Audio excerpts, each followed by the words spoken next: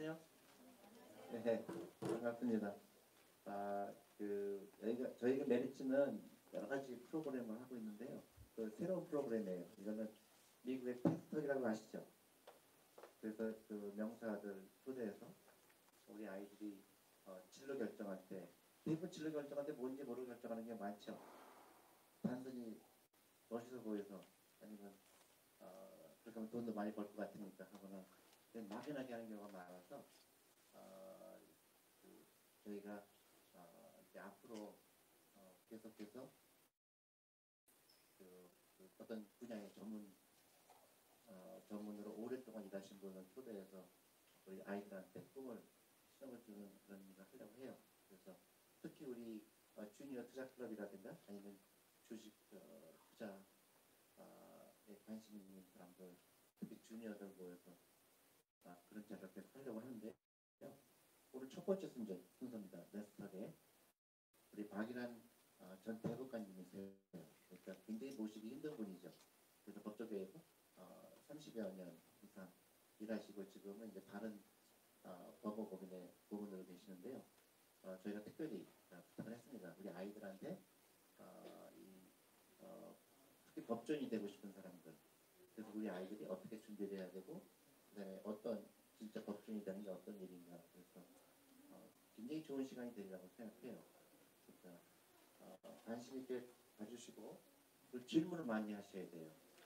어려운 질문도 좋으니까 질문을 많이 하셔서 그 어려운 거를 하셨으니까 여러분들이 아주 본전을 뽑아야 되잖아요, 그죠? 그래서 많은 질문 해주시고 대법관님.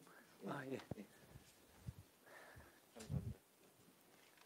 예, 여러분 소개받은 박일환이라고 합니다. 반갑습니다. 뭐 넓게 제가 법조인이라고 해서 사실 제 딸이 여기 근무한 지가 한 1년 됐습니다. 그래서 한번 와서 이야기를 하라고 해서 승낙을 했는데 무슨 이야기를 해야 될지 한 달 정도 많이 구상을 했는데 법의 이야기를 하면 또 딱딱하다고 그러고 또 딴 이야기를 하면 어떠신지 몰라서 제가 나름대로 간단하게 우선 정리를 해왔습니다. 우리가 말하는 법조인이라는 것은 크게 보면은 외국하고 우리하고 많이 다릅니다.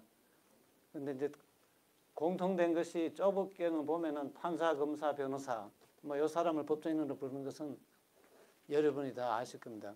근데 법조인이 아니면서 사실 외국에서는 법조인이 하는 업무가 많이 있습니다. 근데 우리나라는 그런 의미에서는 여기 말하는 변리사, 법무사, 뭐 세무사, 노무사, 관세사 이런 이제 뒤에 나오는 5가지 이런 직종은 사실은 변호사 업무가 분화된 것입니다.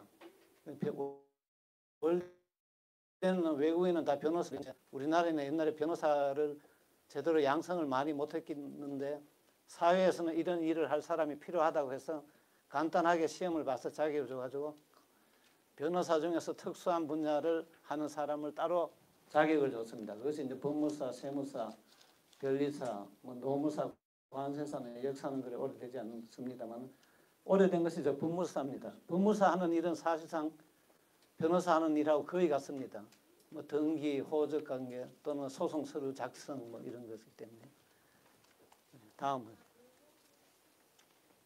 그러면 법조인이 하는 무슨 일을 하는 것인가 여러분이 궁금합니다. 근데 대충 여러분 머릿속에 막연하게 이런 일을 하는구나 하는 것은 뭐 들어가 있을 겁니다. 그래서 판사는 법원에서 재판을 합니다. 그러면 재판은 어떤 것이 있느냐? 뭐 여러분이 아시다시피 민사재판, 형사재판은 여러분이 대부분 다 아실 겁니다. 그런데 가사재판도 이혼사건 또는 가족관계 여러 가지 부모와 자식관계라든지 해서 이 가사소송이 사실은 옛날에는 그렇게 없었습니다. 없었는데 사회가 발전하고 더구나 요즘은 나이가 많아지고 하니까 재혼하고 또 부부관계도 옛날처럼 초혼해서 끝나는 것이 아니고 서로 재혼하고 하니까 가족도 다양해지지 않습니까? 거기에 따라서 여러 가지 분쟁이 발생하기 때문에 가사사건만은 따로 특별하게 법원을 만들었습니다. 그것은 가정법원입니다. 그 다음에 이제 행정소송은 세금 같은 것 또는 각종 면허 같은 거 내면은 국가하고 행정관청하고 개인하고 사이에 다툼이 생깁니다. 그것을 하는 전문 법원이 있는데 이것도 서울에는 행정법원이 따로 독립되어 있습니다. 그런데 이제 지방에는 법원 안에 이게 마이크가 안 돼요. 법원 안에 따로 행정소송 담당하는 파트만 있습니다. 그다음에 특허소송은 여러분이 아시다시피 여기는 이름은 특허인데 사실은 우리는 번역을 하면 특허, 상표, 의장 이걸 따로 번역을 하는데 외국에는 특허 안에 다 들어가 있습니다. 그래서 이 특허도 워낙 특수하다고 해서 우리나라에서는 특허 법원을 따로 만든 것이 1998년경에 만들어서 그 역사가 아주 짧지요. 그다음에 회생은 여러분이 뭐 요즘 말씀 많이 합니다만은 개인이 파산했든지 회사가 파산했을 때 그거 정리하는 거 그것도 복잡하기 때문에 따로 특별한 법원을 만들어서 회생합니다. 그래서 판사는 이런 재판만 업무를 하고 있습니다. 그 외에 행정 업무 이런 것은 뭐 요즘은 신문에 이제 사법행정권 행정처에서 하는데 그건 아주 특수한 사람이고 거기에서 일하는 사람은 판사로서 일하다 갔지만 거기 있는 동안은 판사의 지위에서 일하는 것이 아니고 일반 직원의 지위에서 일을 하는 그런 것입니다. 그럼 검사는 무슨 일을 하냐? 여러분 검사를 보면은 범죄 수사와 공소 제기를 한다고 되어 있습니다. 그런데 우리가 영화를 같은 데를 보면은 검사가 총을 들고 가서 잡으러도 가고 뭐 이런 것이 다 나오는데 사실은 그런 것은 없습니다. 검사는 수사는 하지만 자기 현장도 물론 가고 또 그런 것도 하지만 1차적인 수사는 사법경찰관이 하고 원래 2차적인 수사를 하는 것이 검사입니다. 그래서 경찰에서 한 수사가 잘 됐는지 안 됐는지 한 번 더 점검을 하는 단계에서 검사가 관여를 하는 것이 원래의 검사의 모습입니다.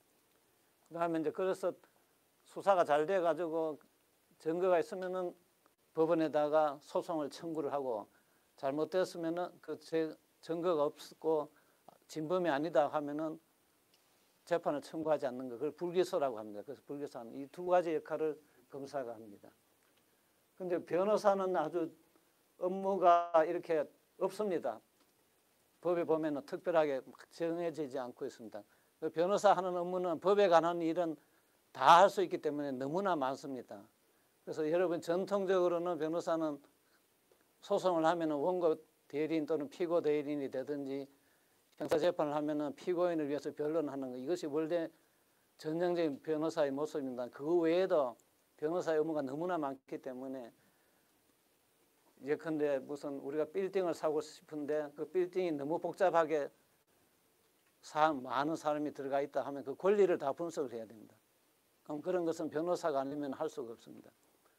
또 회사를 인수를 한다 하면은 회사가 가진 자산이나 부채나 이런 것을 다 정리를 해야 되는데 그것도 변호사가 들어가서 그걸 다 정리를 해줘야 이제 나중에 사는 사람이 물론 가격은 자기들이 결정을 하겠지만 그 기초되는 자료는 다 변호사가 합니다. 그래서 그 M&A라고 하는데 거기에 변호사가 관여를 하고 또 회사에서 여러 가지 업무를 할 때 미리미리 분쟁을 막을 필요가 있다고 하면은 계약서 작성할 때부터 변호사가 관여해서 다 하고 근데 사실은 30년 전에만 해도 이런 업무가 거의 없었는데 지금은 이런 자문 업무가 아주 큰 비중을 차지하고 있습니다. 그래서 그리고 앞으로 무한하게 성장할 수 있는 분야가 또 그 분야입니다. 그래서 근데 이제 오늘 제가 말씀드릴 것은 뭐 제목은 인공지능이라고 했는데 우리가 요즘 많이 하면은 이제 지금 뭐 4차 산업혁명이라고 하는 사람도 있고 3차와 4차가 애매하니까 그냥 3차 산업혁명이라고 하는 사람도 있고 한데 이 산업혁명의 시대에 우리가 살고 있습니다. 근데 우리는 잘 모릅니다. 우리가 어떻게 바뀌었냐. 왜냐하면 막 중간에 있는 사람은 아는데 끝나고 나서 지금 하는 사람은 옛날에 어떻게 살았는지를 모르고 삽니다. 다 스마트폰도 있고 다 있었는데 우리가 어릴 때는 전화도 없었습니다. 그 시절을 생각하면 지금 스마트폰 가지고 연락을 하니까 너무 신기한데 지금 젊은 세대들은 옛날에 전화 없을 때 어떻게 살았냐 하면은 상상이 안 되지요. 그럼 도대체 아버지가 어디 가 있는데 어떻게 알았냐 하면 그런 시대를 상상을 못 하는데 가만히 이제 앉아서 책을 보면서 보면 아 이렇게 살았겠구나 뭐 그냥 머릿속으로는 상상이 되는 자기 몸으로 그렇게 살아가면 살 수가 없습니다. 그래서 이제 우리가 인공지능이 등장해서 기계화가 많이 되면은 앞으로 우리 사람이 어떻게 살 것인가 이것이 상당히 어려운 문제죠. 그런데 우리가 어릴 때를 생각해 보면은 저는 51년에 태어났는데 그때는 우리나라 인구의 90%가 농민입니다. 그런데 90%의 사람이 다 농사를 지어야 농사를 지을 수가 있습니다. 손으로 다 하니까. 하루 종일 일해도 한 100평 정도의 모내기를 밖에 못하니까. 그런데 어느 날 갑자기 이항기가 나오고 경운기가 나오니까 그 사람이 필요 없게 됐습니다. 그러면 어떻게 하겠습니까? 그 사람이 다 실업자가 됐겠습니까? 그렇진 않죠. 지금은 우리나라 인구의 한 5%만 농사를 지어도 우리가 먹는 모든 농산물을 생산을 합니다. 그럼 90%의 이 사람들은 어디에 갔습니까? 그런데 여러분이 생각하면은 지금 다 일하고 있습니다.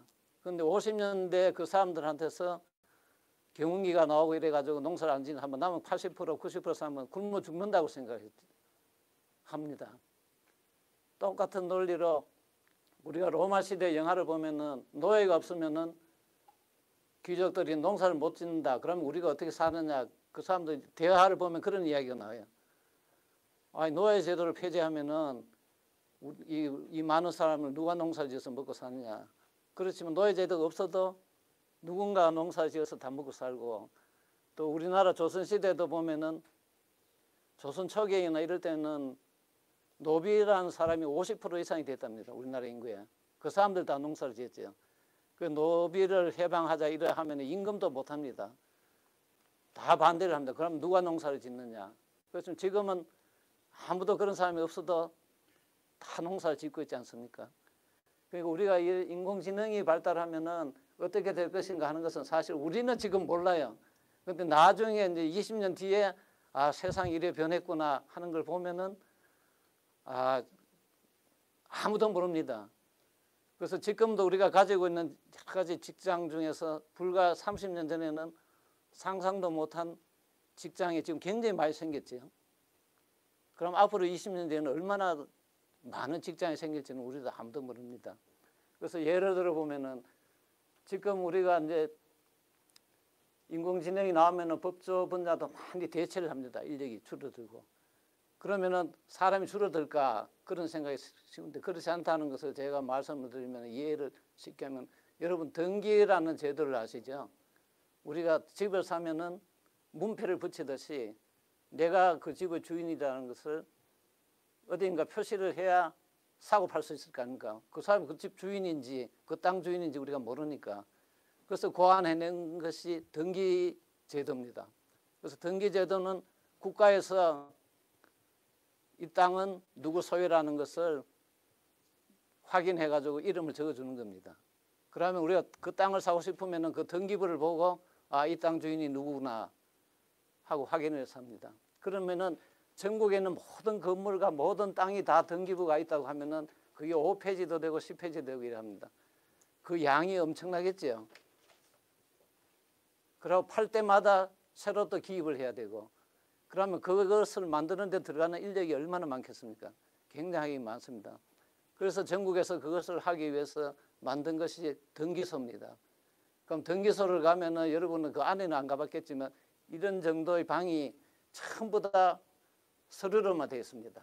그래가지고 여기서부터 이 꼭대기까지 서가를 만들어가지고 용산 등기소 가면 용산에 있는 모든 땅하고 모든 건물이 거기 다 기록되어 있습니다. 그럼 그걸 다 손으로 만들어가지고 손으로 하니까 엄청나게 많은 인력이 필요하고 또 등기 신청을 하면은 그 땅에 그 건물에 있는 등기부가 어디 있는가 도서관에 가면 우리가 책 찾듯이 다 이렇게 지번별로 나열해가지고 다 이렇게 구분을 해놔가지고 찾고 하는 걸 다 사람 손으로 하니까 하루에 한 100건 정도 오면은 한 사람이 필요하다. 이래 되면은 엄청난 인력이 필요하죠. 그런데 옛날에는 별로 매매가 없었어요. 그러니까 이게 별로 안 쌓입니다. 책도 안 두꺼워지고 별로 찾을 일도 없는데 도시는 매매도 있고 전세도 있고 저당권도 설정하고 그러니까 자주 찾게 돼요. 그러니까 이게 하루 일거리가 점점 늘어납니다. 이 발달하면은. 그래서 새롭게 자꾸 사회가 발전함에 따라서 사람 인력 소유가 더 늘어나는데 기계화를 함으로써 늘어나는 것을 막을 수는 있어요. 그렇지만 늘어나는 것보다도 빨리 그 기계화가 잘 안 되는 경우에는 인력도 늘어나는 거죠. 그 다음 두 번째로는 우리가 땅은 한정이 되어 있지만 건물은 어떻습니까? 계속 짓지요. 그럼 지을 때마다 등기부 등본이 하나씩 만들어집니다. 그 등본이라는 것은 하나의 요만한 책이에요. 근데 같은 건물이라도 롯데타워를 여러분 가보셨습니까? 그 롯데타워의 방이 얼마나 많습니까? 근데 호텔로 쓰는 건 한 사람이지만 그 외에 레지던스다 오피스텔 같은 거는 다 분양을 합니다. 그럼 그 한 건물에 딸려 있는 등기부 등본만 해도 수만 페이지가 되겠죠. 그 건물 하나 지을 때마다 도시 농촌에 가면은 새 건물도 별로 안 들어서가는 그런 수요가 없는데 도시는 엄청나게 이런 수요가 늘어납니다. 그 도시가 발달하면서 마천루가 생기면은 오피스텔 하나만 지어도 1000개의 집이 들어선 것 같습니다. 그래서 이제 그런 식으로 해서 사회가 자꾸 발전하면서 새로운 분야가 등장하고 또 거기에 적는 것도 우리가 금융이 발달하면서 담보를 하면은 담보권이 자꾸 새로운 담보권이 생깁니다. 그래서 그냥 집을 사고 파는 것만 아니고 집에 대해서 돈을 빌리면은 건저당을 설정한다. 그럼 또 등기부에다 그걸 적어야 됩니다. 그러면 그것도 건저당 설정하고 또 집주인이 세를 놓으면은 전세 계약을 하면은 뭐 전세하고 임대차가 다릅니다만 전세 계약은 또 등기를 하게 돼 있습니다. 그럼 그것도 또 등기를 하게 되고 그래서 이게 사회가 발전하면은 굉장히 수요가 많이 일거리가 굉장히 많이 늘어납니다. 그래서 사실은 우리가 지금까지 일해 하는 것을 손으로 하면은 우리나라가 거의 다 파산될 정도로 등기 업무가 할 수가 없을 정도로 팽창을 했는데 다행히 등기 전산화라는 것이 생겨가지고 등기가 다 전산화됐습니다. 그럼 여러분은 등기 전산화 그러면은 좀 감은 안 오지만 등기부 등본을 떼보신 적이 있습니까? 인터넷으로. 집에서 떼죠. 근데 옛날에는 등기부 등본을 떼려면 그 등기소를 가야 됩니다. 근데 나는 서울에 살고 있는데 고향 땅에 등기부 등본이 필요하다 하면은 고향까지 가야 돼요. 차를 타든지 뭘 타든지. 그 서류가 있는 데서만 발급을 해주니까. 그럼 제주도에 땅이 있으면은 제주도까지 가서 제주도에 있는 등기소에 가서 등본을 발급받아야 됩니다. 근데 지금 등기 전산화 되니까 전국에 있는 모든 땅이나 건물을 내 집에서 다 볼 수가 있고 다 등기부 등본을 딸 수가 있습니다. 그 엄청나게 인력이 절감돼 있죠. 그리고 등기 신청도 제주도 땅을 사고 팔았는데 제주도에 있는 등기소에 가서 해야 되니까 제주도에 있는 법무사한테 의뢰를 하게 되죠. 그러면 제주도 법무사를 내가 찾아가든지 뭐 해야 되는데 지금 서울에서 다 의뢰가 가능합니다. 그럼 우리 집 옆에 있는 법무사한테 찾아가서 제주도 땅 등기를 해달라고 하면 해줍니다. 그럼 그 사람도 가느냐? 그 사람도 자기 사무실에 앉아서 전산으로 클릭해가지고 신청을 합니다. 그러니까 굉장히 이제 인력도 절감되고 모든 것이 전략됐죠. 그리고 옛날에는 등기부 등본을 떼러 가면은 그거 떼주는 것이 손으로 하면은 여러분 얼마나 일이 많은지 아십니까? 신청 서류를 와서 받아가지고 그걸 등기부 등본이 있는데 서고에 다시 가서 찾아가지고 그 페이지를 찾아가지고 복사기에다 놓고 복사를 해가지고 도장 찍어줘야 됩니다. 그러니까 한 사람이 한 시간에 몇 건을 못하지요. 근데 이런 업무를 하는 사람이 등기소만 많이 있었어요. 근데 그 사람이 다 없어졌습니다. 그런데도 등기소 직원이 줄지는 않아요. 왜냐하면은 등기 업무는 계속 늘어나기 때문에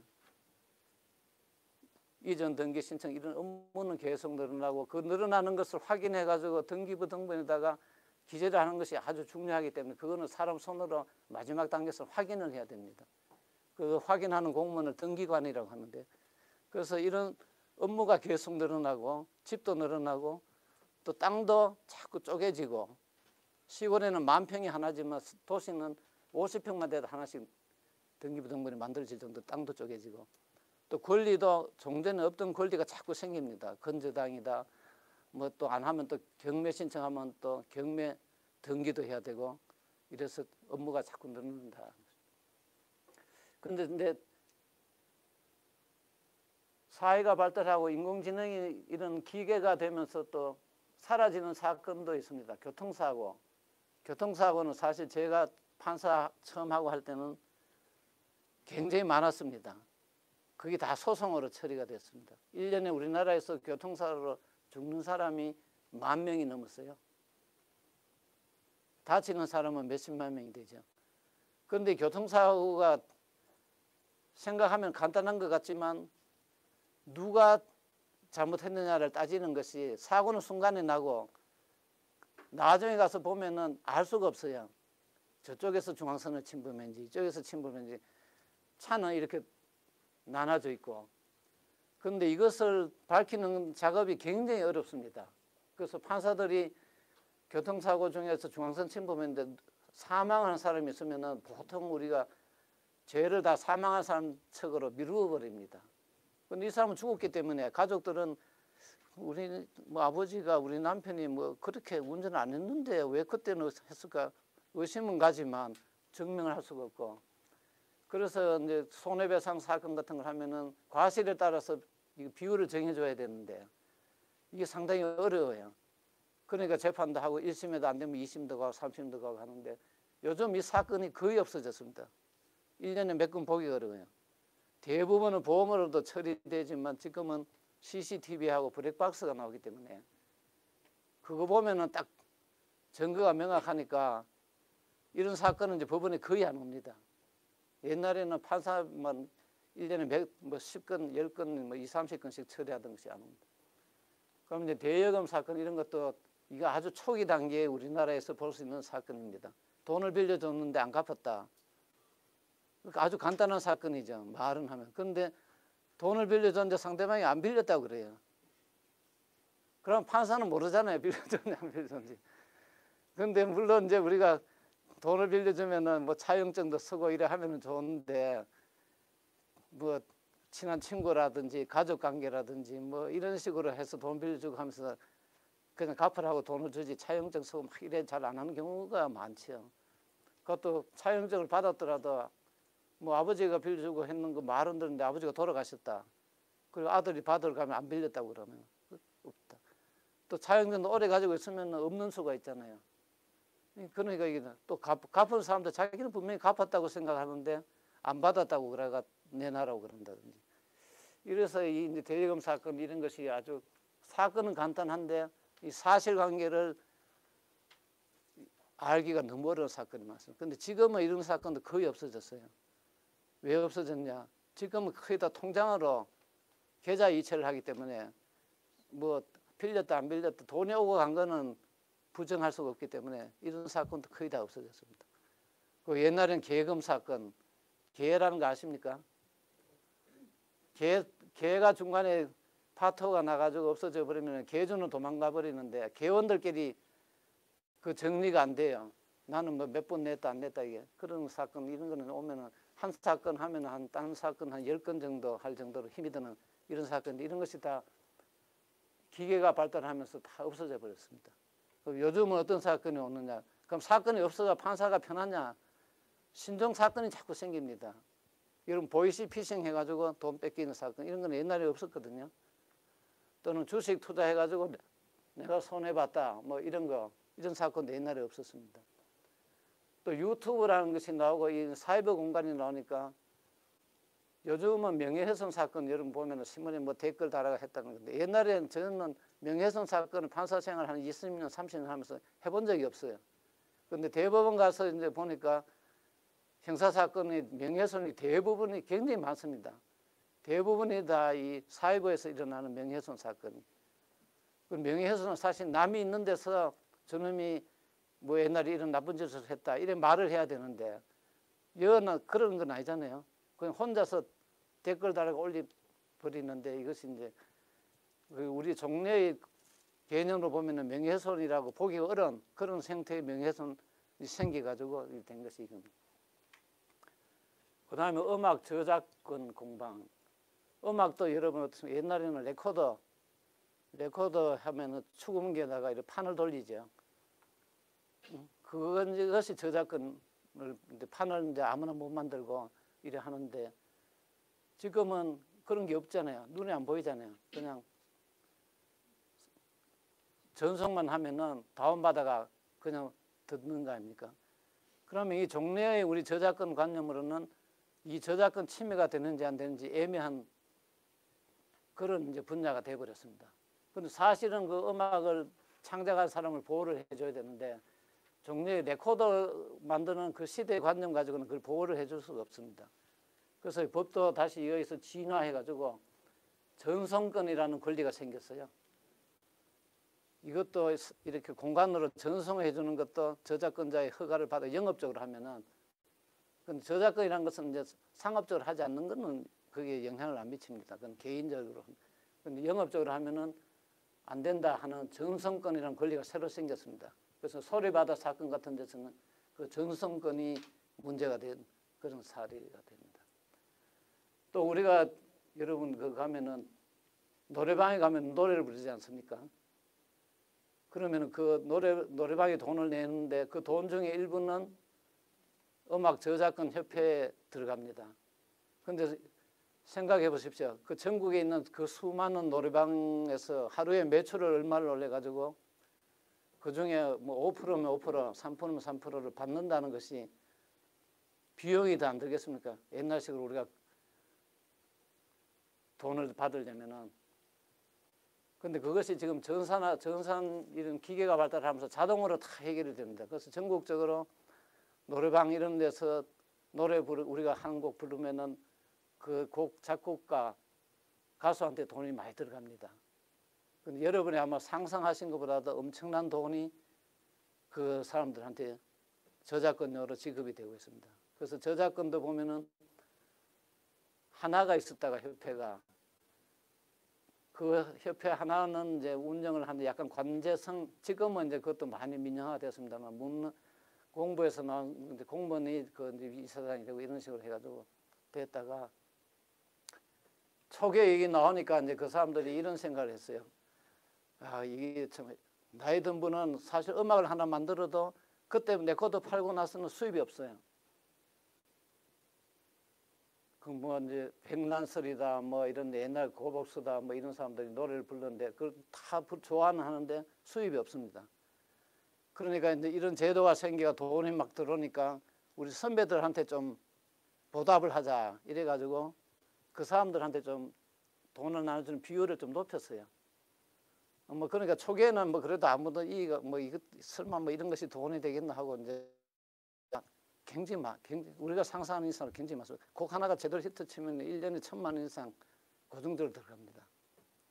그러니까 이제 새로 등장하는 사람들은 왜 우리 몫을 주느냐 이런 이제 이야기가 나가 이 저작권 협회도 하나 더 생겼어요. 그래서 서로 경쟁합니다. 그래서 여기 들어간 사람은 이 협회에서 돈을 받아서 배분하고 저기 들어간 사람은 저희 협회에서 받아서 배분하고 이렇게 되어 있습니다. 그런데 이런 것이 우리가 가능한 것이 우리나라가 IT 강국이기 때문에 가능하다. 이거 전국에는 모든 노래방에서 돈을 받는다는 것이 상당히 어렵죠. 그다음 가족관계도 제가 아까 말씀했습니다만은 우리가 뭐 건물 같은 것도 여러분이 생각하면은 집 하나 지으는 돈 얼마 드나 하면은 우문이죠. 10평짜리 집도 있고 10,000평짜리 집도 있듯이. 근데 가족관계도 사실은 지금은 옛날하고 가족하고 굉장히 달라졌습니다. 물론 뭐 다문화 가족 이런 걸 떠나서 우리 가족이 보면은 우리가 전통적으로 우리가 생각하는 어머니가 누구겠습니까? 나를 낳아주신 사람이 어머니지요. 근데 낳지는 않았지만 어머니가 있지요. 계모도 있고 또 계모의 소생은 또 뭐 계모라기보다 하여튼 또 원래 아버지의 정실 부인 그걸 정모라 그럽니다. 정모도 있고 작은 뭐 큰어머니라고도 뭐 그런 집에서 보는데 이런 사람도 있고 이제 이렇게 굉장히 가족 관계가 지금은 복잡해지고 있습니다. 그리고 가족도 또 두 사람이 이혼해서 다시 만났다 어떤 하면은 아버지 어머니 중에 한 사람만 같은 수도 있고 이래 되니까 아주 복잡해지고 가족이 복잡해지니까 필연적으로 어떻게 됩니까? 상속 문제가 복잡해집니다. 그래서 옛날에는 계모도 어머니예요. 그러니까 계모가 돌아가시면 계모 재산을 전처소생의 자녀도 계모의 자녀하고 똑같이 상속을 받았습니다.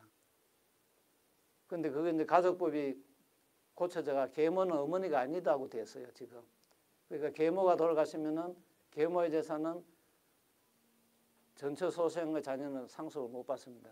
근데 물론 이제 계모가 또 자기 아버지하고 결혼을 해가 또 애를 낳아서 그 애가 상속받으면 좋은데, 근데 계모가 데리고 온 애가 있었다든지 이래 되면은 이제 못 받고, 지금 가장 우리가 지금 하는 것이 황혼재혼 아닙니까?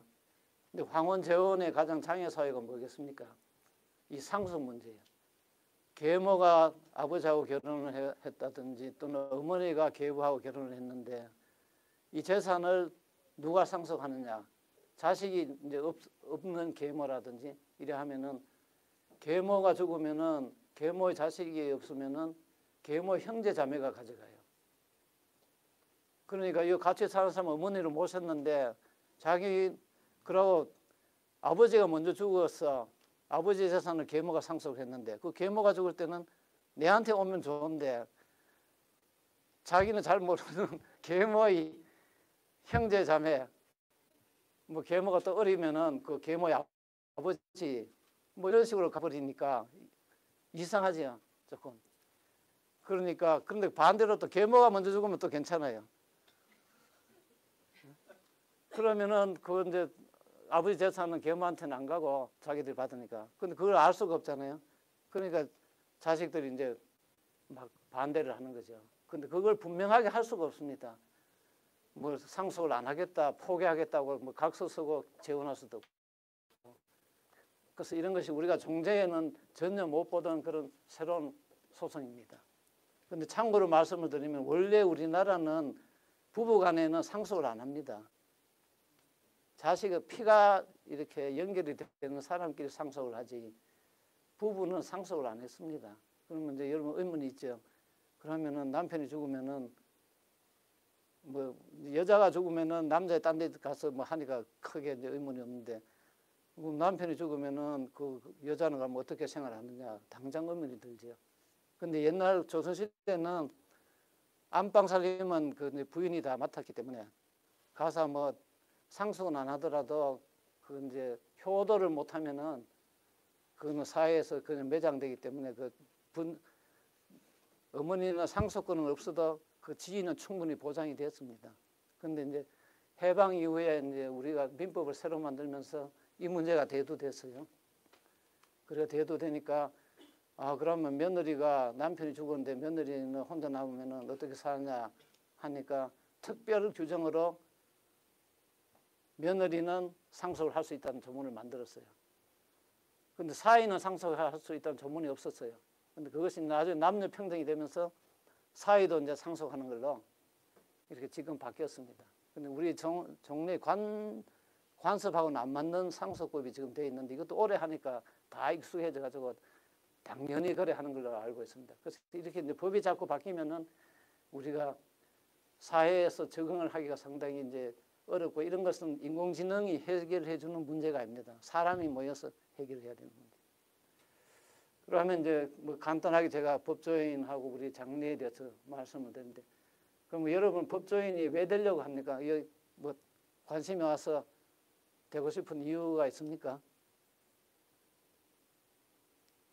법조인 하면은 공무원이 되는데 요새 뭐 공무원이 좋으니까 500명 나오는데 그 중에서 이제 판금 사러 가는 사람은 한 200명 뭐 그런 정도, 250명 되고, 그거 아닌 또 다른 행정부처 이런 데 가는 사람도 뭐 한 150명, 한 300~400명 뭐 그 정도는 이제 공무원으로 갈 수 있습니다만, 그 외에는 공무원은 안 되는 것이 많습니다만은, 꼭 공무원이 안 되더라도 법조인이 되면 아까 제가 말씀드렸듯이 변호사가 되고 하면은 상당히 그 길은 넓습니다. 변호사의 업무는 자꾸 늘어나니까요.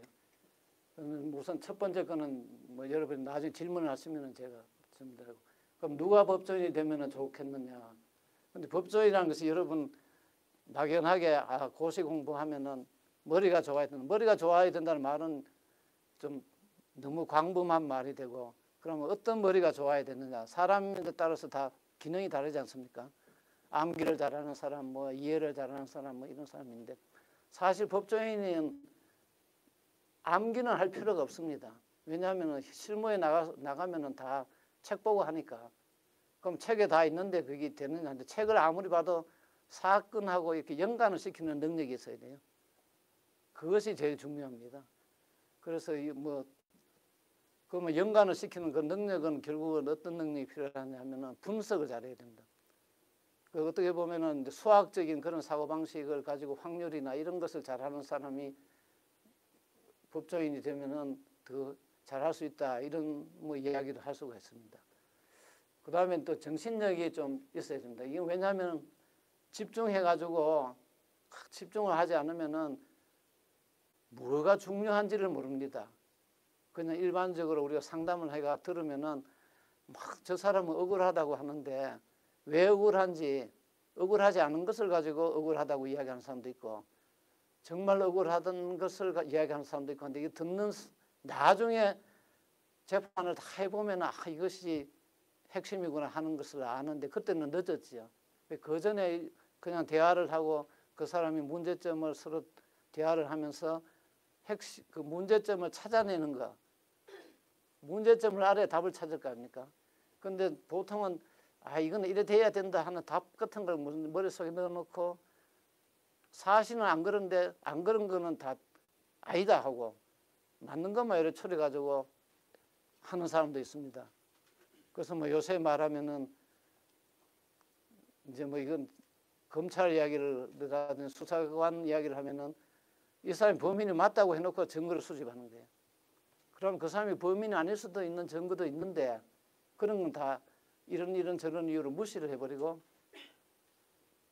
이래 하는 그런 이제 경향도 있습니다. 그래서 여러분 가장 유명한 사건이 관악경찰서 옛날 그 순경 사건이 있어요. 여러분 아십니까?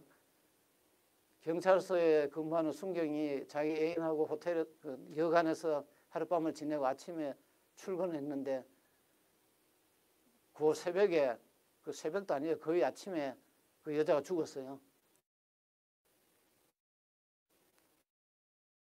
그러니까 이 사람은 규모 내가 판사 생활하면서는 제일 컸던 사건은 특허 사건 중에서 기저귀 사건이었습니다. 근데 기저귀에 딸린 특허인데 그게 소가가 한 1,000억이 됐습니다. 소가가 1,000억이 된 사건인데 그것이 기억이 나고 근데 판사는 변호사하고 틀려서 사건이 큰 거 갖고는 기억을 안 합니다. 근데 그때 그게 상당히 법률적으로 어려운 문제가 있었다. 소가는 5천만 원이 됐든 1억이 됐든 그런 거는 기억이 나는데 그것이 100억짜리 소송인지 500억짜리 소송인지 그거는 기억을 안 해요. 근데 변호사는 좀 다릅니다. 초코파이 관한 예시를 들어주시죠. 저희가 제 이야기 수행할 저는 그 특허법원이 생기자마자 거기 가서 근무를 했습니다. 근데 그건 이제 상표가 아주 중요한 이슈가 되고 있는데 초코파이라는 거 여러분 초코파이 들으면 무슨 생각이 납니까? 예? 오리온. 근데 초코파이 하면은 오리온이라는 상표가 붙은 물건 빵. 네? 그러니까 이렇게 요런 빵으로 된 빵이라는 상품, 그건 상품이라 그러죠. 물건이 생각은. 근데 오리온 하면은 물건은 아니잖아요. 그죠? 우리가 애플 하면은 사과이긴 한데 컴퓨터가 애플이라는 상표가 붙어 있죠. 그러면 애플 하면은 애플사에서 만든 컴퓨터를 이제 사러 가면은 애플 하면은 애플 회사에서 만든 컴퓨터 뭐 이래 있어요. 근데 초코파이 하면은 조금 이상하죠. 물건인지 상표인지. 브랜드, 그 상표는 브랜드니까 브랜드 이름인지 물건 이름인지 사실 물건 이름은 상표로 쓰면 안 되죠. 사과를 파는데 사과표 뭐 이런 건 안 되지 않습니까? 근데 이제 초코파이가 처음 나올 때는 오리온에서 오리온 초코파이라고 해가 한국에서 팔았습니다. 근데 그 물건에 그 빵을 지정하는 명사가 없어요, 사실은. 그 이제 밖에는 초콜릿이 붙어 있고 안에는 또 그 밀가루 빵이고 안에는 젤 안에는 또 그 뭐라 그러죠? 그게 있고 하는데 그런 걸로 만든 빵을 자기들 처음 만든 거예요. 그러니까 이제 초코파이라는 거 사람이 들으면은 아 초코파이는 이 이름이 초코파이인갑다. 그러면 초코파이 사러 가서 초코파이 주시오 하면은 처음에는 오리온밖에 없으니까 오리온 초코파이를 팔았는데 잘 팔리니까 이제 딴 롯데 뭐 크라운 이런 데서도 초코파이를 내면서 롯데 초코파이, 크라운 초코파이 하고 냈어요. 그러면 이제 초코파이 사러 가서 구분을 해야 되잖아요. 그럼 오리온 초코파이 주시오, 롯데 초코파이 주시오, 크라운 초코파이 주시오 이렇게 구분을 해야 돼. 그러면은 브랜드 이름이 뭐냐? 브랜드는 오리온이고 초코파이는 그냥 오리온표 초코파이라는 상품 명의로 이게 전화가 된 겁니다. 그런데 이제 오리온에서도 사실은 딴 사람이 그래 써도 상표라는 것은 남이 쓰면 못 쓰게 막아야 돼요, 처음에. 그런데 수십 년간 안 막았습니다. 그러니까 안 막으니까 당연히 이제 쓸 수 있다고 생각하고 다 쓰고 그 안 막으면서 결국은 이제 상표명이 상품명이 된 그런 아주 희소한 사례가 되어버린 겁니다. 그런 예가 여러분 다른 거 혹시 찝 압니까? 찝차. 찝차의 찝이란 것은 상표입니다. 상표. 그 차 뭐 네모로 된 그 차를 뜻하는 것이 아니고 아무 찝이라는 상표를 붙여가지고 팔 수가 있는 거예요. 그 회사에서는 그 상표권자는. 근데 이제 그게 그게 이제 자꾸 말이 전화돼가지고 찝이라 하면은 네모난 성형차 이렇게 상품 이름으로 바뀌어버린 겁니다. 호치기수 같은 것도 그 예를 하나 들죠. 호치기수도 사실은 그 뭐 사람 이름으로 무슨 기관총을 만들고 해서 그것도 일종의 상표 역할을 하는 것인데 그 호치기수라는 그것이 이름이 없으니까 그걸 그냥 호치기수라고 불러버린 그 사람이. 그럼 호치기수 하면 그걸 생각하는 거죠. 근데 그런 건 다행히 뭐 다른 데서도 안 만들고 일하니까 이제 별 문제가 없이 들어갔는데 그렇게 이제 우리 언어라는 것도 자꾸 쓰면은 말이 바뀌어 버립니다. 그럼 처음에는 틀린 말이 됐다가 틀린 말을 자꾸 쓰면 그게 바른 말로 변해버려요. 무슨 원칙이 있는 것이 아니고 많이 쓰면은 그렇게 되어버리는 겁니다. 예. 두 가지 질문이 있는데요. 평소에 궁금한 거 하나 하고 여쭤보자. 아까 특허권 얘기하시면서 뉴스나 이런 데의 방송에 개인 얼굴이 나오잖아요. 본인이 원한 게 아니었어요. 그리고 이제 그걸로 피해를 보던 안 보던 하여튼 자기가 원하지 않는 얼굴이 TV에 방송 매체에 나올 때가 있고 이런 강연이나 그럴 때 이제 강연을 하게 되면서 거기에 뭐 초상권이나 이런 얘기 없이 그 단체에서 사진을 찍어가지고 홍보 매체로 활용할 수 있잖아요. 그러면은 본인은 사실 허락한 게 아닌데 그게 이제 얼굴이 활용될 수 있는 부분이 있는 거고 그게 미래에 자기한테 어떤 피해가 있을 수 있으니 그런 것들이 일어났을 때에 그러니까 뭐 피해가 있던 없던지 간에 뭔가 구제할 수 있는 방법이 있는지 하나 하고요. 요즘에 계약이 되게 많이 일어나잖아요. 구조계약도 계약이라는 말을 그냥 사람들은 하고 있고 하다 보니까 사람들이 몰래 녹음을 하는 경우가 있잖아요.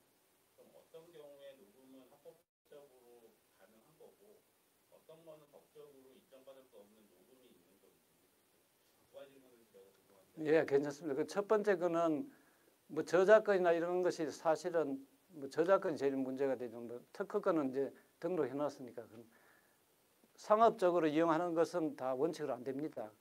근데 이제 개인적으로 내가 손으로 그냥 하나 뺏겨가 갔다 이런 거는 음악 저작권이라 하더라도 상관이 없어요.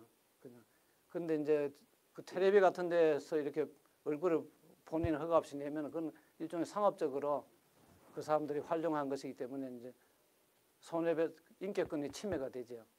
근데 이제 인격권의 침해라는 것은 물건에 대한 침해는 그 물건 값을 가지고 부서지면 수리비, 뭐 없어지면 값을 가지고 하는데 인격권의 침해는 사실은 가격 산정이 어렵잖아요. 그러니까 그거는 이제 위자료라는 이름으로 정신적인 손해다 해가지고 이제 법원에서 적당한 금액을 정해서 이제 배상을 명하는 뭐 그런 식으로 이제 구제가 되겠죠. 소송을 해야 하면 되죠. 아니죠. 그거는 이제 모든 개인의 권리는 소송을 뭐 둘이서 합의대가 얼마를 받으면 그만이고 안 되면 소송을 하는 거고. 그럼 이제 두 번째 질문은 녹음, 제 보면 녹음하는 게 하나 올라가 있습니다. 근데 녹음은 사실은 1대1 녹음인데 두 사람 사이에 서로 녹음하는 거는 상관이 없습니다. 제3자가 하면 처벌을 받죠. 근데 1대1. 근데 그거는 지금은 괜찮아. 자기가 한 거는 녹음을 해도 괜찮습니다. 근데 이제 녹음한 것을 사용을 하는데 그것을 이제 어떻게 사용하고 그 하는 것까지도 안 될까 하는 것은 이제 한데 지금 하급심 판례는 그 녹음을 해가지고 그 허가 없이 녹음을 해가지고 사용하면 형사처벌은 안 되지만 손해배상 책임은 있다. 뭐 그런 이제 판례는 나와 있습니다. 제가 녹음을 해서 제가 어떤 소송을 걸어가지고 상대편하고 그렇지, 예. 서로 이렇게 합의하에 한 게 아니고 그렇지, 예. 합의하에서 형사처벌 대상은 안 되는데 그거는 이제 예. 제가 이제 뭔가 이렇게 하면 안 된다는 거. 그렇죠. 그러니까 이제 여기서 우리 구분해서 형사상 범죄가 되는 거는 나쁜 짓이지만 죄형 법정지라는 게 있지 않습니까? 아무리 나쁜 짓이라도 처벌한다는 조문을 국회에서 만들어가 공포를 해야 처벌이 됐는데 민사상의 는 불법행위라고 하는데 형사는 범죄라고 하지만 민사는 불법행위라고. 불법행위는 그냥 뭔가 그것이 사회적으로 봐서 잘못됐다 하면은 불법행위가 되면 손해배상 책임은 있는 겁니다. 예. 그런 경우에 이 사람한테 나 당신하고 나와의 대화를 녹음하겠다라고 했을 때는 아무 문제가 없는 거잖아요. 녹음을 허가를 받으면 상관이 없죠. 예, 허가를 받으면 상관없어요. 예. 예.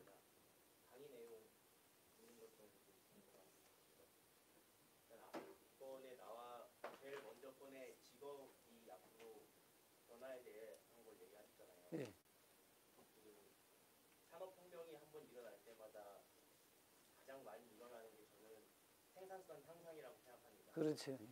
그만큼 많은 사람들이 직업을 잃게 되고 새로운 직업이 생긴다고 하시는데, 근데 그렇게 될 때마다 이 국가가 이 정의 실현을 위해서 해야 되는 게 더 커진다고 생각을 합니다. 앞으로 미래의 국가는 어떤 식으로 잘 나가는 사람도 있을 거고 못 나가는 사람도 있을 텐데 그 사람들에게 어떻게 유배를 잘하게 변하게 될지가 궁금하고요. 하나 더 있습니다. 그리고 아까 마지막에 법조인이 되는 부위에서 그 원형적 사고가 되게 중요하다고 하셨는데 그걸 부족한 사람들을 어떻게 후배들이나 또는 자제분을 어떻게 가르치는 건지. 저는 그래서 우리 애가 둘 키웠는데 한 애는 도대체 그런 생각을 못해서 아예 포기를 했고요. 여기는 딸은 내하고 성격이 비슷하고 성품도 비슷한데 저는 우리 집 교육은 완전히 자립주의입니다. 본인이 알아서 하라고 했더니 아예 뭐 법조인 될 생각은 처음부터 없어서 그냥 이렇게 금융 쪽으로 진출을 했습니다. 그러니까 뭐 안 되는 사람을 제가 어떻게 가르쳐서 만들까 이런 생각을 해본 적이 없고 자기가 하고 싶어서 하면은 도와는 줄 수 있지만 뭐 별로 이제 법조인 둘 다 안 갔으니까. 제 경우 개인 경우에 저는 뭐 보통 이제 운동을 해가지고 뭐 테니스도 치고 또 매일 1시간씩 걷습니다. 이제 걸으면서 걷는 것이 두뇌를 상당히 자극을 해요. 그래서 이제 어려운 사건은 걸으면서 생각을 계속합니다. 원고는 이런 이야기를 했는데 피고는 이런 했는데 계속 걸으면서 생각을 하다 보면은 해결책이 나와요. 집에 책상에 앉아가지고 책만 봐서는 해결책이 안 나오는데 그러면은 이건 어디를 한 번 더 찾아봐야겠다. 그것까지도 생각이 나면은 그 다음에 그걸 찾아보면은 요걸 착안하면 되겠다 싶어가 이제 해결도 되고 그래서 이제 그러니까 상당히 좀 많은 시간을 걷기를 하면은 도움이 된다. 네, 여기 아니요. 예. 저도 뒤에 질문해 주신 분이랑 그 질문에서 다른 사람의 인생을 좌지우지할 수 있는 그런 직업이잖아요. 네. 사랑하는 직업. 그래서 그런 받으시는 중압감이라든지 스트레스를 어떻게 해소하는지 궁금해요. 그러니까 지금 말씀하신 뭐제 개인적인 거지만 신문에도 한번 났으니까 제가 이제는 이야기할 수 있는데, 제가 제주도 가서 원장을 갔는데, 그건 원장 지금은 안 하는데 그때는 원장도 2심 재판을 합니다. 근데 2심 재판을 했는데 하여튼 주거 침입해서 강제 뭐 추행인지 뭔지 한 걸로 잡혀가지고 그 사람 통정에 전가가 또 있었어요. 근데 교도소 나와서 또 해가지고 잡혔는데, 제가 이제 퇴직하고 나서 그 사람도 이제 7년인가 형을 살고 나서 억울하다고 신문에도 막 나오고 텔레비전도 막 나오고 해서 내가 굉장히 스트레스를 받았어요. 내가 진짜로 엉뚱한 사람을 잘못 재판했나 하고 스트레스를 받는. 근데 그 사람이 또 재심도 청구하고, 그래가 뭐 신부 기도 카톨릭에서도 그렇고 뭐 이런 제야단체에서도 진짜 억울한 사람이 아니나 하고 막 했는데, 이 사람이 그런 와중에 또 여자를 똑같은 범죄를 또 저지르다가 또 잡혔어요. 그러니까 이제 그 전에 한 것이 신빙성이 없었는데, 근데 사실은 그 사건은 왜냐하면 거의 현장에서 잡혔어요. 왜냐하면 새벽 5시경에 어떤 여자 혼자 있는 집 방에 갔다가 그 여자가 마침 그걸 깨가지고 소리치는 바람에 도망을 자기는 이제 막 뛰어가는데 그 주민이 보고 따라가서 잡은 거예요. 근데 이 사람 말은 자기는 범인을 따라가다가 잡혔다 이런 이야기를 하는데, 상당히 이제 아까 그 뭐 관악경찰서 사건처럼 정말 우연일 수도 또 딴 사람이 했을 수도 있지만, 이거는 사실은 뭐 경찰관이 일부러 그 사람 잡은 것도 아니고 주민이 잡아놓은 걸 가서 이제 해가지고 하고, 그 목격자도 불러서 물어보니, 그 피해자도 불러서 보니까 뭐 범인이 맞는 것 같다고 이야기를 하고, 또 그게 하는 것이 그 사람이 원래 잡힐 때 흰 런닝사 하나만 입고 있었습니다. 그런데 그 피해자 말이 노란색을 입고 있었다 그랬어요. 그러니까 이상하잖아요. 그러면 확인을 해봐야 되는데, 그래서 확인을 해보니까 그 사람이 타고 간 자전거가 있는데 그 자전거에 노란색 티셔츠가 안에 있었어요. 그래서 이 사람이 벗어갖고 안에 놓고 이제 도망을 간 거 아닌가 이래 했으니까 그 피해자도 정확하게 본 거죠. 그 짧은 순간에. 사실 옷 색깔이 틀리면은 이 옷이 틀리니까 범인이 아닐 수도 있겠다 하고 이래 할 건데, 그래서 뭐 그 특별히 맞다고 했는데, 하여튼 그것도 결국 나중에 그래가 하니까 뭐 후일에 또 보도도 되고 했는데, 그 신부님하고 너무 좀 교활한 사람한테 내가 이용당했다. 앞으로 이런 세속적인 일이 너무 안 나서는 것이 좋겠다. 뭐 이런 이야기까지 있었다고 합니다. 예. 무기징역이라는 게 있잖아요. 예. 근데 외국은 보면 뭐 400년, 몇백 년 이런 기사들이 가끔 있더라고요. 이거는 무기징역보다 더 형이 높다는 거예요? 아니면 같이 동일시돼요? 근데 그게 뭐 왜 우리나라가 형이 낮냐 이런 이야기를 많이 하는데, 그건 외국마다 다 법제가 다르고 그 사람들은 하다 보면은 따로따로 선고해가 합산해서 그럴 될 수도 있고 또 많을 수도 있고 한데, 우리는 사실은 형법을 만들 때가 1940 뭐 하여튼 해방 이후에 만들었습니다. 근데 그때 사형 무기징역이 있고 유기징역은 15년이에요. 15년까지만 할 수 있게 되었습니다. 그 하나만 하면은. 그럼 하나 더 하면은 반을 더 가중해서 22년 6개월까지 다른 범죄가 추가되면 그래 돼 있었는데, 그러니까 기본적으로 많이 할 수가 없죠. 우리는 징역 30년 이래 못 합니다. 그런데 이제 무기징역이 있는 거는 무기징역을 하면 되는데, 또 죄에 따라서는 무기징역을 할 수 없는 게 많아요. 강도다 이런 거는 단순히 유기징역만 할 수 있어요. 아무리 큰 강도를 지어도 15년밖에 안 되고, 그 조두순 사건도 나왔을 때 막 떠드는데, 사실은 그것도 법정형이 그렇게 아무리 높여도 그렇게 많이 할 수가 없게 그때 당시에 차라리 뭐 무기징역을 그것도 무기징역이 있었는지 없었는지 모르겠습니다. 그렇게 돼 있어서 우리는 30년은 안 됩니다. 그런데 이제 그래서 그게 이제 문제가 돼가지고 조두순 사건 나고 나서 형법을 고쳤습니다. 그래가 45년인가 이렇게 30년으로 올렸지요. 그러니까 이제 지금은 많이 할 수가 있지요. 근데 사실은 여러분 생각이 징역 20년 그러면은 그 형법 만들 때는 우리나라 사람 평균 수명이 55세예요. 그러니까 25살에 해가 징역 한 20년, 25년 살면은 무기징역하고 거의 같습니다. 그러니까 무기징역 다음에 징역 22년 해도 그게 연결이 되는데 지금 이제 수명이 늘어나니까 징역 15년하고 무기징역 사이 너무 간격이 많으니까 이게 안 맞다 이제 이래 됐어 그래. 예.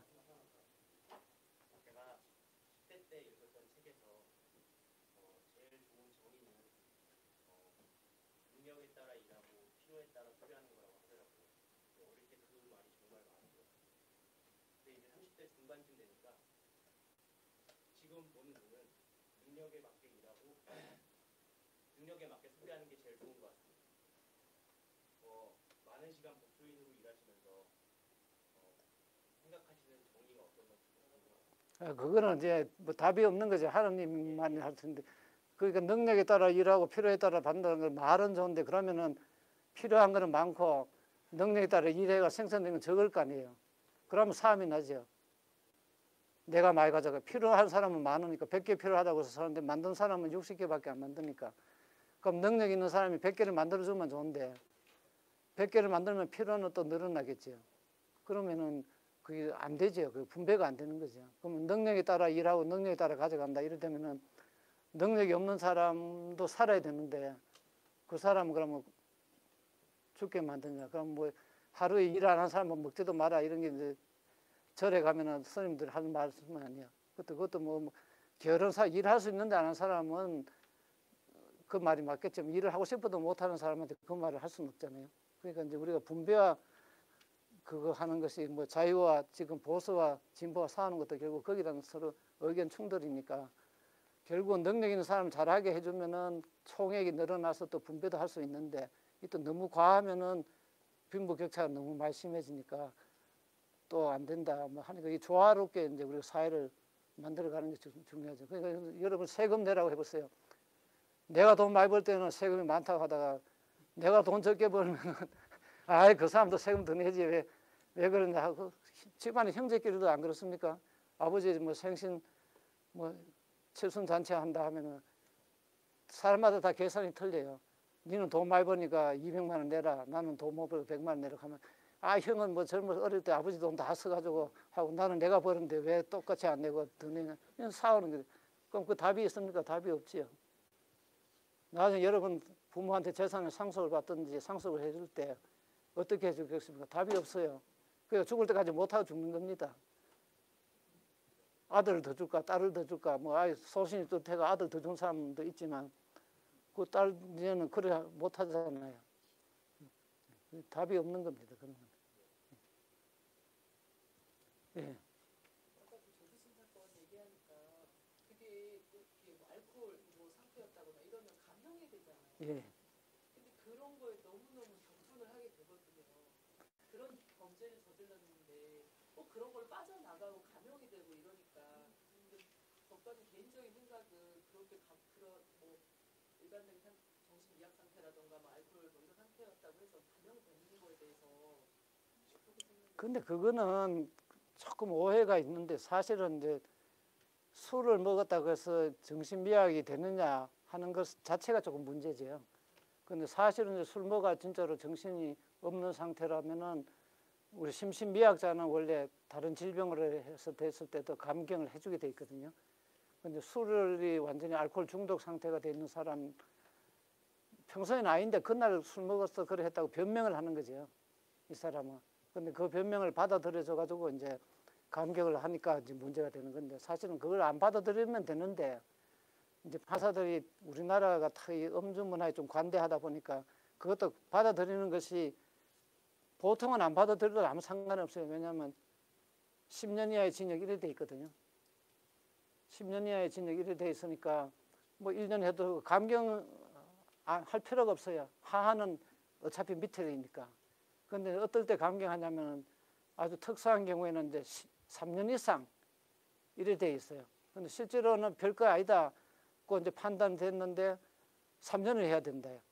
3년 6월을 해야 된다. 이럴 때 한 2년 하면 적당하다고 하는데 마침 술도 좀 먹다 하면은 한 2년 하기 위해서 이제 그렇게 해주고 이런 어떤 그 기법상 이제 그런 식으로 이제 좀 운영을 해온 것 때문에 그런데 그걸 좀 엄격하게 적용을 하면은 그 제도 자체가 꼭 나쁘다기보다 이제 그런 것을 엄격하게 적용해가 감경을 안 해야지 안 할 때를 하니까 그런 문제가 생긴 겁니다. 갑자기 생각나는 게 우리나라 현법 현행에서 음주가 굉장히 관대하잖아요. 현재 그 법조계에서 그 변화하기가 있는지. 법에서 뭐 음주가 관대한 법은 뭐 꼭 음주했다고 해서 관대하라는 건 아니죠. 그건 심신미약의 한 형태로 보는 것인데 아니 근데 굉장히 관대하게 이게 처리가 넘어가고 떼주고 그런 사례가 많은데 저희 현재 법조인들의 그 사고 자체가 이런 거에 대해서 개선 의지가 혹시 있는지. 그거는 뭐 지금은 뭐 거의 뭐 많이 이제 그게 좀 엄격하게 적용하는 추세가 아닌가 싶고요. 그거는 뭐 제 생각에는 크게 걱정 안 하셔도 될 것 같습니다. 예. 예. 본인한테 마지막 질문이죠. 우리 우선 선생님 지혜와 경륜을 좀 많이 배울 수 있어서 너무 감사드립니다. 그리고 이 자리 마련해 주신 주민 선생님께도 한 가지 제가 여기 계신 분들한테 모두 적용되는 질문을 하나 드리고 싶은데요. 변호사 저희가 개인적인 송사가 생겼을 경우에 변호사를 선임하는 기준, 예를 들어서 좋은 주식을 선정하는 기준은 조미 선생님이 제시해 주신다고 하시면 좋은 변호사를 저희가 알아보거나 좋은 법무법인을 알아볼 수 있는 방법이 저희 같은 민간인들, 그러니까 일반적인 국민들 같은 경우는 그런 상식이나 아니면 지식이 많이 부족하잖아요. 좋은 변호사를 선임하는 기준이라든지 아니면 방법이 있는지, 그러면 아니면 선생님한테 연락을 드리면 되는지 어떻게 해야 되는지 한번 방법을 제시해 주시면 고맙습니다. 글쎄 뭐 저도 변호사를 합니다만은 좋은 변호사라는 것은 우선 뭐 내가 아는 사람이 있어서 그 사람 통해서 소개를 받는 경우가 대부분 아니겠습니까? 이제 그런데 이 법조계는 조금 이 잘못된 문화가 있어가지고 변호사를 소개해주고 그 이제 조금 금전적인 이득을 보는 그런 사람들이 그 브로커라 그런다. 이제 이런 사람들이 있어가 이걸 상당히 이걸 흐리고 있어요. 사실 양심적인 변호사는 얼마든지 저렴하게 잘해줄 수가 있는데 잘 안 옵니다. 그러니까 이제 당사자들이 변호사에 대한 정보를 많이 가지고 찾아가면은 훨씬 더 단가, 그 사람은 왜냐하면은 그런 비용이 지출 안 되니까 얼마든지 소비자한테 잘해줄 수가 있지요. 예. 이제 그런 사람을 찾아가는 것이 제일 중요한데 누가 그런 사람이냐 하는 것은 사실은 뭐 우리가 뭐 A형, A, B, C급으로 매길 수도 없고 아무도 해주지도 않으니까 본인이 결국은 뭐 찾아가서 한두 번 상담을 해보는 것이 제일 좋지 않겠나 싶은 건. 사실은 저희 같은 경우는 예를 들어서 뭐 학벌이라든지 아니면 뭐그 정관예우라든지 여러 가지 상황에 맞게 저희가 변호사 선임하는 기준이 달라질 수 있는데 사실은 저희가 원하는 경우는 대법관님처럼 정말 경륜도 있으시고 그다음에 뭐 저희가 선정하는 기준에 가장 부합하신 분들은 사실은 말씀하신 가격이랑 그 단가라고 말씀드리면 죄송하지만 수익률하고 말씀드린 그런 부분들이 사실 강해서 저희가 지금 일반 국민들이나 서민들은 사실은 선임하기가 어려운 부분이 크잖아요. 그래서 그런 부분들은 그 상대편의 재판 그 대리인과 이제 맞서게 될 경우에는 저희가 예를 들어 말씀하신 개인적으로 상담을 하고 인터넷으로 서칭을 해서 알아보는 변호사와는 아니면 상대 쪽에 뭐 대형 로펌이라든지 개인적으로 이제 상대를 해야 할 경우에는 많이 좀 어려움이 있지 않을까. 글쎄 그건 이제 정보가 부족하니까 그런 어려움이 있고 그게 이제 우리도 법조 시장이 좀 더 발전하면 미국, 일본에는 이런 변호사가 있어요. 그 이제 감정 변호사라고 해서 이것을 이제 1심에서 졌는데 항소를 할까 말까. 그런데 보통 자기가 맡은 1심 변호사한테 가면 하라고 자꾸 그래요. 억울하고 하니까. 그러면 이제 판단이 잘 안 되잖아요. 이 사람도 2심 하면 또 2심도 수임을 할 수가 있고. 그런데 그것만 알려주는 변호사가 있습니다. 그 사람은 자기는 사건을 안 하고 오면은 아 이거는 판결이 잘 됐고 당신이 뭐가 불만이냐. 그 불만은 이렇게 돼서 가도 안 된다. 꼭 이거는 한번 항소해서 다시 한번 해볼 만하다. 요걸 알려줍니다. 비용도 그렇게 많이 안 받아요. 근데 이제 뭐 소액 사건 이런 거는 그런 데 갈 수 없겠지만 이제 큰 뭐 한 2억, 3억, 4억쯤 되면은 그런 데 통해서 이제 한번 해보고 하는데 우리나라도 이제 그런 변호사가 생기면은 이제 그런 길은 열리지 않을까. 근데 아직까지는 뭐 딱 부러지게 뭐라고 조언을 해줄 수는 없네요. 감사합니다. 예.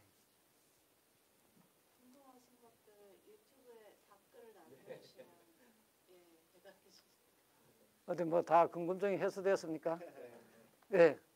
마지막으로 책 많이 읽으셨을 것 같은데 읽으신 책 중에 좋은 책 추천 바랍니다. 저는 추천하면은 그 로마인 이야기 있지 않습니까? 시오노 나나미라는 사람이 로마인 이야기인데 그 제일 감명 깊었던 것이 뭐냐면은 로마 시대 사람들이 그 상속 제도입니다. 우리나라도 지금 다 상속이 큰 이슈가 되고 있고 지금 모든 기업의 총수들이 다 범죄를 범하는 가장 큰 원인 중에 하나가 자식한테 기업을 상속시켜 주는데 상속세가 너무 많기 때문에 그 재원을 마련하기 위해서 여러 가지를 편법을 쓰고 이래 하다 보니까 이제 범죄 아닌 범죄를 저질러서 지금 이제 기소대가 재판을 받고 하는데 그거 보면 이런 대목이 있어요. 그 사람들은 자기 자식한테 상속을 안 시켜줘요. 그럼 누구한테 주느냐 하면 죽으면서 자기가 뭐 물론 이제 자식한테 집은 하나 정도는 이제 주는데 자기 그 보통 그때는 이제 주로 다 군인들이죠. 장군들 재산 가진 사람들이 근데 해외 원정 가서 거기서 다 돈을 받아가서 이제 부를 축적한 사람들인데 자기를 따라다니는 그 부하들한테 그 자기를 따라다니는 연한이나 이런 거에 비해서 다 나눠주더라고요. 다 나눠줘. 그런데 그래 하니까 그 사회가 훨씬 더 발전하더라 이겁니다. 근데 우리나라는 지금은 상속 세금회가 국가에서 받아가는데 그거보다는 그 제도가 그러면은 전부 다 열심히 일을 하는 거예요. 저 사람이 잘 되면은 나중에 저 사람이 내한테 상당한 재산을 내한테 물려준다. 그래 그 사람이 재산을 많이 가진 데서 아무 거부감이 없어요. 그럼 자기 아들은 어떻게 하냐? 그럼 아들은 너도 딴 데 가서 열심히 일해가 그 사람한테 잘 보여가 그 사람이 잘 부자가 되면은 그 사람한테 받으면 될 기회가 있지 않느냐. 그러니까 누구든지 일하잖아요. 근데 상속세는 어떻게 됩니까? 세율이 높으면은 2대 간에 격세로 일을 해요. 아버지가 부자면 그 아들은 일 안 하고 아들이 가난해지면 그 손자는 다시 돈 없이 또 일하고. 근데 로마식 그런 제도를 보면은 다 일을 하게 돼 있어요. 그러니까 그 로마 사람들 그 지혜가 얼마나 참 우리가 상상 못하는 그런 제도를 만들어 가지고 그걸 만들었다 하는 그거. 또 하나 여러분 혹시 아시면 패전했을 때 전투에 나가서 도망간다 이럴 때 어떻게 되냐. 근데 그 얼마나 전쟁이 많았겠습니까? 근데 그 로마 시민들로 이루어진 시민군은 아무리 큰 전투가 벌어져도 거의 죽지 않았대요. 그래서 그 사람들은 군인이라는 직업이 굉장히 좋은 직업이에요. 위험 부담은 없고 뭐 10,000명 이래 가고 해도 100명도 안 죽고 뭐 몇십 명밖에 안 죽고 저도 그 책을 보면서 깜짝 놀랐는데 어떻게 이렇게 큰 전투를 했는데 사상자가 이래 없느냐 할 정도로 로마 시민은 하여튼 거의 안 죽었어요. 그 앞에 이제 용병들이라든지 노예들 이런 사람들 전선을 내보내고 결정적인 순간에 가서 이기면은 되니까. 그런데 이제 그 벌칙이 있어요. 상은 그 상속제도가 있고 벌칙은 뭐냐면은 군대 그 가서 전투에 가서 비겁하게 해가지고 졌다 하면은 책임자를 찾아가 그게 너무 어렵잖아요. 그러고 뭐 병사나 장교나 뭐 장군이나 다 하니까 그래서 그 10% 룰인가 해가지고 전쟁에서 죽는 것보다도 더 높여가지고 죽여버렸대요. 줄 딱 세워가지고 10명씩 한 줄 세워 그 중에 한 줄을 사람을 다 죽여버리는 거예요. 그러니까 전투에 가서 죽는 것보다 이게 더 위험한 거예요. 그러니까 아무도 도망을 안 가는 거죠. 그러니까 그 사람들이 그 만든 제도가 그 상하고 벌이 확실하잖아요. 상하고 벌이 확실해. 그러니까 그 로마가 그렇게 전성 시기에 모든 전 세계 국가가 오랫동안 할 수 있었다. 그래서 야 이런 것을 어떻게 이 사람이 연구를 했을까 하는 그 책을 보면서 느꼈습니다. 네. 됐습니까? 네.